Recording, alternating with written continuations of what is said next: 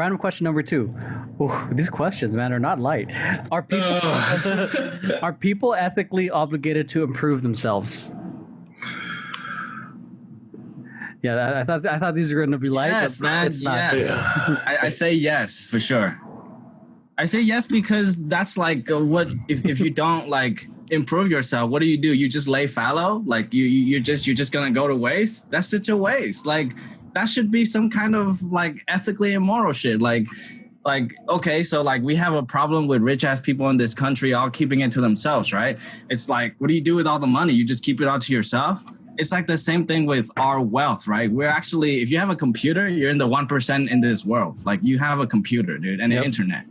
So it's like if we just lay fallow and don't do shit, like I think about this every day when I smoke weed. I'm like, dude, I'm not doing shit. Like, what can I be doing? Like, I'm like, I can't even play video games. I'm like, I play for like 15 minutes. I'm like, bro, I can be doing something else. Like, I know I'm high. I'm really enjoying this, but I can be doing something else, you know? But yeah, I say yes, yes, because that's, I don't know, what else are you going to do, you know? What else are you going to do? Well, here's the thing. I want to chime in on that then. I think that's the hard part. So are we... Okay, say the question one more time, Roy. Are people ethically obligated to improve themselves? Man, this is the word podcast. With obligated, here's the thing. To what extent? Right? Because anybody can say, I mean, first of all, you're obligated to do something, right? You have to walk. So you have to learn how to walk. So you have to, you know, like that's bettering yourself, right? You don't necessarily have to go to school, but then you can't talk, but you need to order food if you're just going to get, you know, walk in life and you just can be mute. Mm-hmm. You know, like there's like certain things that people are like, well, I did that. I went to elementary. I went to high school. I got a car. Like, you know, like there's just certain things that's like, is it the bare minimum? Because you're getting farther than somebody who's not in that way, but you're also not doing anything for society, if that makes sense, you know? So I think the bigger picture is, yes, we want somebody who's like supporting and like helping at some aspect in society.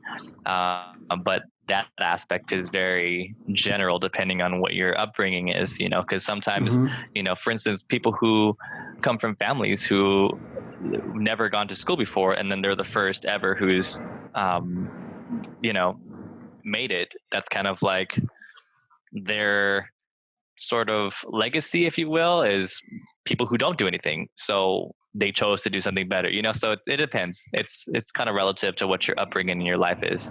Was the question about improving yourself? Are people ethically obligated to improve themselves? Okay. I also read this thing that was like, rich people are like in their brain, neurologically speaking, less capable of empathy. And I feel like in order to improve yourself, if we're talking about like morally or whatever, I feel like you have to have empathy. Like you know what I mean? Like if we're agree. Oh, I'm in the 1%. I have a computer. I have access to all these resources. I should be doing something. You have to like understand the perspective of somebody else. So like it was really interesting when like people were talking about like right when this whole quarantine thing started and we were talking about unemployment.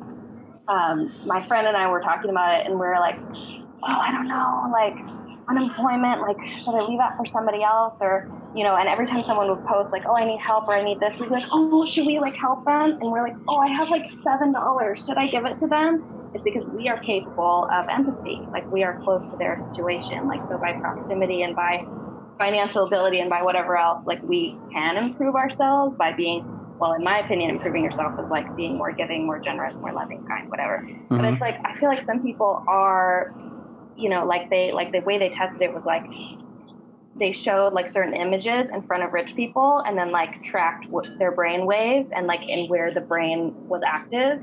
And like when they showed people who were starving or people who were hungry, like their brains like were like barely fired off. But then they had people who were like less rich and their brains were like flooded with empathy and like flooded with feeling. And it was as though they also were feeling hungry or also feeling needy.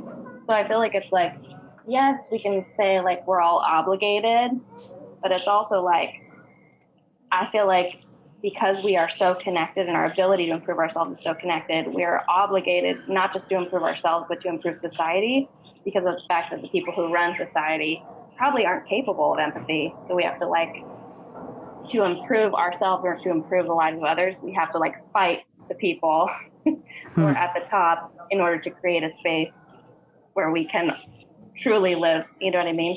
Yeah. In empathy and in love with one another. That's Yeah. my thoughts. I hear you. I kind of believe both sides. I mean, it's because for me, it's like you have a choice. So that's the thing. Being human, we have the choice to become better, to not. It just, it all comes back to your beliefs, upbringing, all that stuff, your filter of the world. But if one wants to improve society, make a greater contribution to humanity, that the price of entry is, self-improvement. You can't play at the first grade level and want to play at a bigger game, so to speak. So that's just my answer to that. If you want to, it's up to you. I think it's everyone's individual choice. I feel like this could easily be someone forcing a religion on them, or you have to improve mindset, bro, all that shit. But no one's going to improve themselves if they aren't ready for it. The whole classic thing, when the student is ready, the teacher will come kind of thing. So if the person does not want to prove themselves, then there's no amount of motivation, positive influences, or all this stuff will change them. The influences may help because then they're around that environment. And I think environment does play a factor. But it ultimately comes back to the individual choice. God damn, questions, man. what Emily said, and what Emily said. That's my answer. What Emily said, but in my voice. Thank you, Diego. Thank you, Diego. Hey, what can I say? That's it. That's all I got. Next. All right. I would like to add the question. I think there's two sides to the question, because it's are you ethically responsible to improve yourself for yourself, versus are you ethically responsible to improve yourself for your family, for your society, under obligation, like Brendan says, and I think it's not.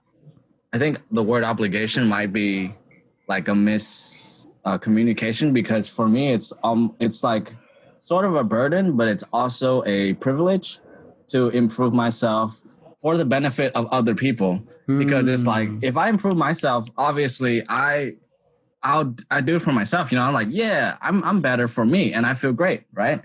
But if I get to do it and it helps the people around me, that's amazing. But I think it's easy to get lost where you want to do things for everyone around you, and it's just that's impossible. You want to be everything for everyone, and no one can do that, Yeah.